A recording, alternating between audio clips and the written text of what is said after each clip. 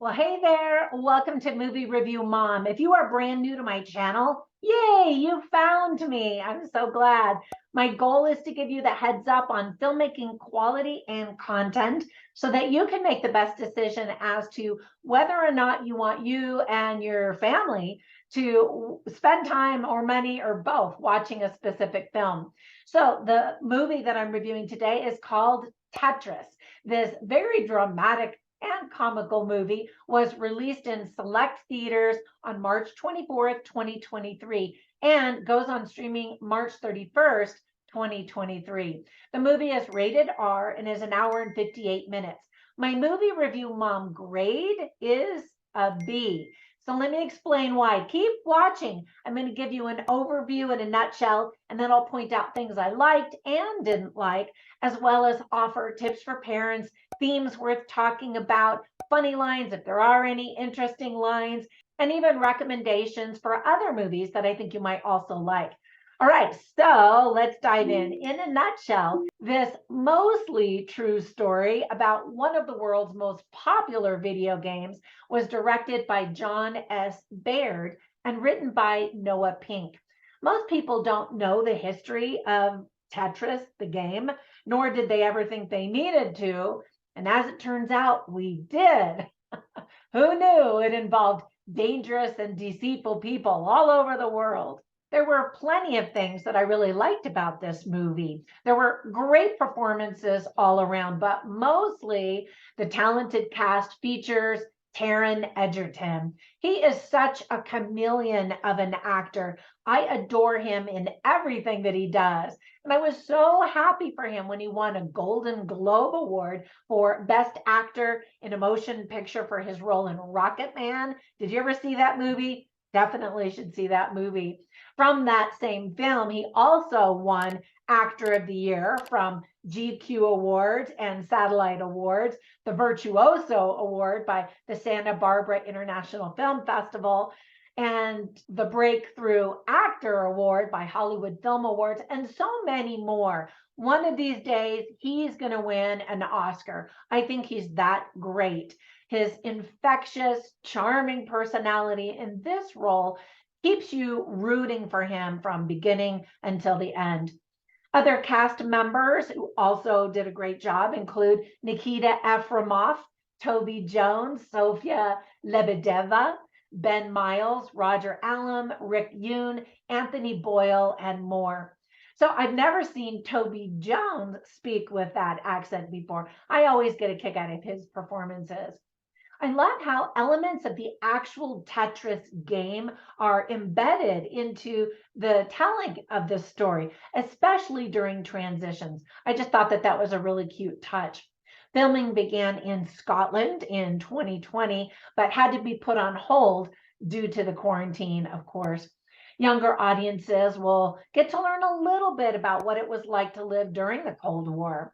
A better, more serious spy movie about that is Tom Hanks' movie Bridge of Spies. Now, that being said, Tetris is definitely not trying to be a Bridge of Spies type of movie, by the way, just in case you were wondering.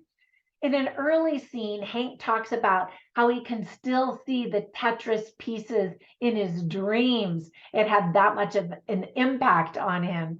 And this is actually a real phenomenon called the Tetris effect in real life.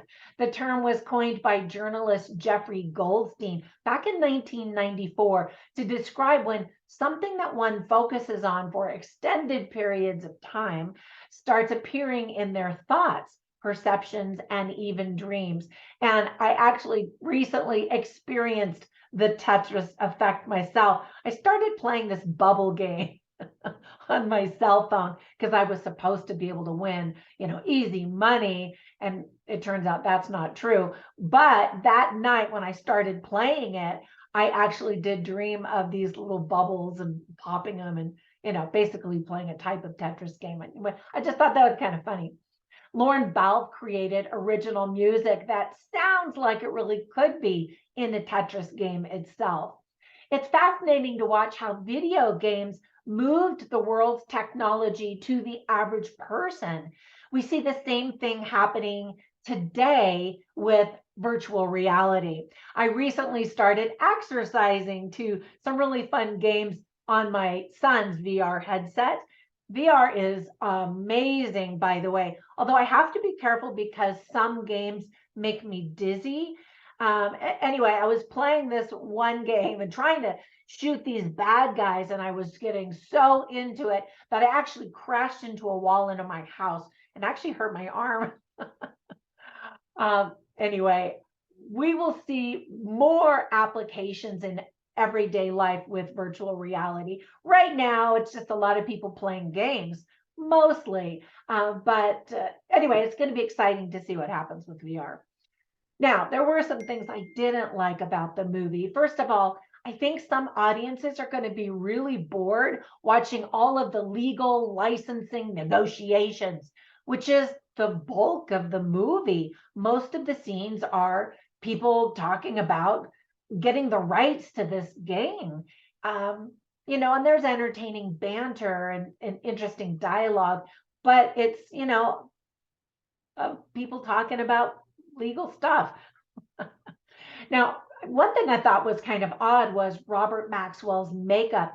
It looked kind of plastic and weird to me, and I had to lean in and see what's going on with his face. It didn't look natural like all of the other actors did, and I still don't know what was going on with that. Now, when the real Hank Rogers and Alexei Pozanov reviewed the script, they revealed that a lot of the facts in the movie aren't quite true, being given a Hollywood flourish to the story details.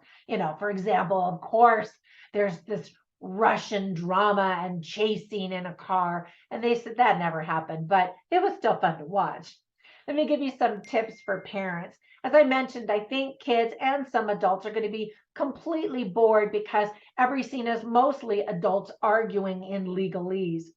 There is some profanity, including F-bombs, and there are subtitles that need to be read when Japanese and Russian are spoken. And by the way, I didn't mention the family aspect. I should have. This main guy, who's the star of the movie, he lives in Japan with his family. The actor is Welsh in real life, but then he's, traveling around to all of these countries. And so it just feels very international. I mean, it is. Anyway, he has this sweet family, and his wife is Japanese, his children are Japanese, and he's immersed in that culture as well. And I just thought that was really cool. I went to Japan a few years ago and just was so enthralled and entranced by everything about Japan. My whole family fell in love with Japan, and we can't wait to go back. Just such a beautiful country. Speaking about the geography, the culture, the architecture, the people, the whole thing. Here, I'll tell you a quick little story. I say this every time I talk about Japan in my movie reviews, but here's just an example. We were getting on the plane ready to fly home after having spent, I think we were in Japan for 10 days or whatever it was. Anyway, and I happened to look out the window, something caught my eye, and I saw a bunch of the ground crew waving, and I'm like, are they waving to the passengers, to us, or trying to get the pilot's attention? Did something go wrong? So I, tapped my husband on the shoulder. I'm like, look out the window. And when he turned and looked, all of a sudden they all bowed to the plane as if to say, thank you for visiting us in our country and honoring us, with your visit. And I was just like, who does that? That's amazing. That's how awesome Japan is. Okay. But anyway, some of the themes that are illustrated very well in the movie are the Cold War and what life was like, especially in the Soviet Union, computer technology, gaming, capitalism versus communism, espionage, priorities such as family, and greed and power. All right, so some of the interesting lines that I wrote down can also be found on my website, moviereviewmom.com. So you can check them all out there, but I'll share a few of them with you right now. So Nikita Efremov, who plays this character, Alexei Pajitnov, says, good ideas have no borders. And that's kind of the crux of this whole movie is as they're trying to gain the rights for this game. They're going in and out of countries' borders. And the star of the movie, of course, is trying to say everybody in the world should be able to experience this game because it's so amazing. And everybody's trying to grab the legal rights. Anyway, kind of interesting. Hank Rogers, again played by Taron Egerton, says technology is the future and video games are leading the charge. And that speaks to what I was mentioning earlier about VR and how that's kind of going to be leading technology, but right now it's being led by video games. So here's another line. This is Taron Egerton and how he feels about Tetris. He says, I played Tetris for 5 minutes. Yeah, I still see falling blocks in my dreams. This game isn't just addictive. It stays with you. It's poetry, art, and math all working in magical synchronicity. It's the perfect game.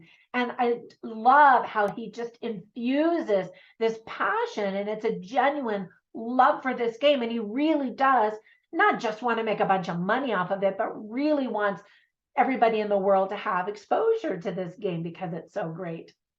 All right, so before I go, let me give you a recommendation for another movie that I instantly thought of. It's called The Social Network. And of course, it's about Facebook and how much passion was involved in the creation of Facebook. And again, how the technology changed, and not even just the technology changed itself, but how the technology changed the world as we know it today with social networks. Anyway, a lot of fun. Okay, that's it for my review. I hope if you watch this movie that you do enjoy it and learn something from it and have a good time watching it. Have a fantastic day, and I will catch you in the next one. Bye for now.